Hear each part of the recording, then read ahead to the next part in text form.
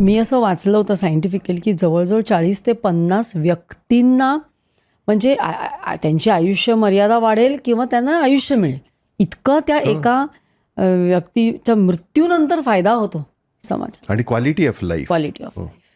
मला असं वाटतं हे सगळ्यात सर्वोच्च असं दान आहे, नाही का?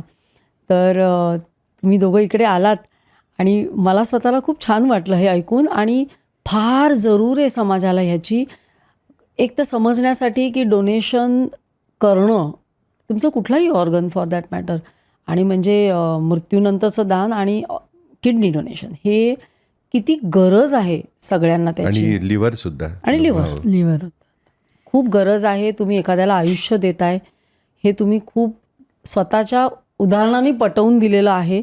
आणि मला असं वाटतं ह्याचं श्रेय तुमच्या दोघांची जी पॉझिटिव्हिटी आहे, म्हणजे तुम्ही म्हणाल मी ऑप्टिमिस्टिक आहे, म्हणजे माझ्या मनात विचारच नाही आला की काही वेगळं होऊ शकतं. आणि मी तुम्हाला सांगतो की मला खूप चांगलं वाटतं हे, म्हणजे असं उपकार या भावनेने नाही की आपण काहीतरी केलं की जे आपल्याला सायंटिफिकली माहिती आहे आणि मला काहीच त्याचा त्रास होत नाही असं असताना आपण का करू नये.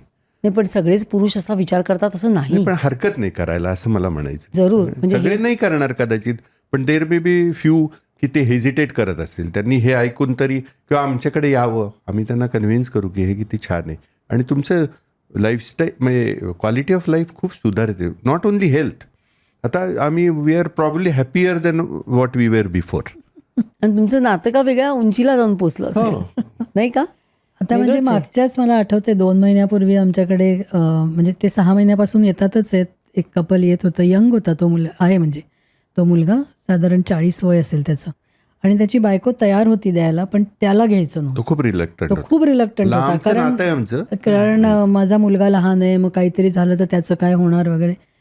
खूप त्याला आम्ही सांगितलं, आम्ही खूप बोललो त्याच्याबरोबर, आणि त्याचं सक्सेसफुली झालं आणि ही सो हॅपी. आणि बायको परत she is into science, she is back to work. सगळं छान चाललंय. पण ते आम्हाला तो सांगतो आम्हाला की तुमच्यामुळेच मी करू शकलो, मला तुम्ही खूप आधार दिला म्हणून. ही भीती असते मनामध्ये सारखी. तेही बरं वाटतं ना, आपण काहीतरी करू शकलो. आणि याच्यात आमचं काही इन्व्हेस्टमेंट नाही आहे तशी, except for talking to people एवढीच. आणि ते येतात तेव्हा त्यांना चहा पाणी करायचं एवढं, विच वी एनिवे लाईक. त्यामुळे तो काही नाही, त्यांना एक मानसिक आधार मिळतो. आणि आपल्यासमोर कोणाचं तरी हे खूप यशस्वीरित्या झालंय, तो जो एक आधार असतो, धीर असतो, तो मला वाटतं फार महत्वाचा असतो. बऱ्याच वेळा आपण जे वाचतो किंवा इंटरनेटवर जी माहिती मिळते ते खूपशा निगेटिव्ह गोष्टी असतात, आणि त्या तुम्हाला तर माहिती आहे की ती व्हॉट्सअप युनिव्हर्सिटी नावाने लोक टिंगल करतात. ते खरंच आहे की ते ऑथेंटिक नाही आहे ना इन्फॉर्मेशन.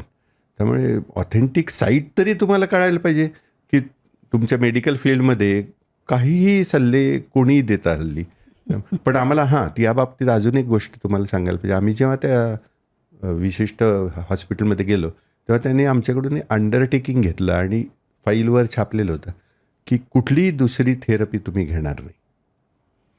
तुम्ही जर काहीतरी घेतलं आणि त्याचे समजा मी नावं घेत नाही आता, पण त्यातले कॉन्स्टिट्युएंट्स आम्हाला माहीत नसले, उद्या तुम्हाला काही झालं तर we have no way of knowing what you are taking.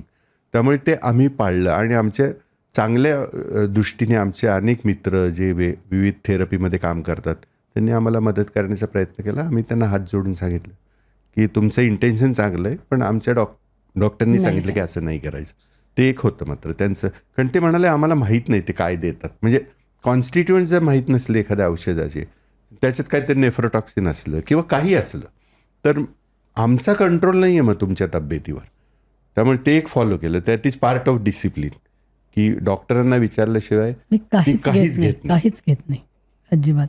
कुठलंच मेडिसिन, कुठलंच काही, किती तज्ज्ञ डॉक्टरनी सांगितलं तरी we get it verified from that doctor. नाही, पण as a allopathic medical doctor मी सांगते ना, खूप क्वॅक्सच्या ॲड असतात की तुम्ही हे घ्या म्हणजे तुम्हाला काहीच करायला लागणार नाही, आणि लोक त्याला बळी पडतात. हे तुम्ही खूप चांगलं सांगितलं. म्हणजे अशी ऍड असते की हा माणूस डायलिसिसवर होता आणि त्याचं डायलिसिस एकदम बंद झालं, तो असं होऊ शकणार नाही. आणि ब्लड प्रेशर कमी झालं म्हणून टाळ्या वाजवणारे आपल्याला दिसतात. पण ते म्हणजे हे पाळायला पाहिजे. तुम्ही त्याच्यावर विश्वास ठेवायचा तर ते ठेवा, पण हे कराल तेव्हा you cannot mix things like that असं. आणि ते फार महत्त्वाचं आहे. म्हणजे आणि ते कन्व्हिन्स करणं फार अवघड आहे लोकांना की ते पण. आपल्याकडे लोकांना पटकन विश्वास बसतो सगळ्याच गोष्टींवर, आणि मग त्यांना वाटतं की चला, आणि म्हणजे हे केलं तर तुमचं ऑपरेशन टळेल, तर हो काही म्हणजे तुम्हाला याच्यात हार्ट ब्लॉक असला, हो, तुम्हाला exactly. बायपास करायला नको, असं सगळं निरनिराळ्या जाहिरातींना माणूस भुलतो, कारण की तो ऑपरेशनला घाबरतो. आणि याच्यात एक गोष्ट अशी असते की बरेचसे जे लोक हे तुम्हाला सांगतात ना, ते चांगल्या इंटेन्शननी सांगतात, त्यामुळे त्यांना न दुखावता हे समजावून सांगायला पाहिजे. हे फार कारण रिलेटिव्ज असतात, त्यांना ते काय दे आर विशिंग यू वेल, पण त्यांना मग राग येतो. मग तो असं आमच्याही बाबतीत झालेलं आहे. पण थोडंसं हे फार, पण आम्ही विनम्रपणे सांगितलं की हो. आम्ही नाही घेणार, कारण मला परवानगीच नाही आहे घ्यायची.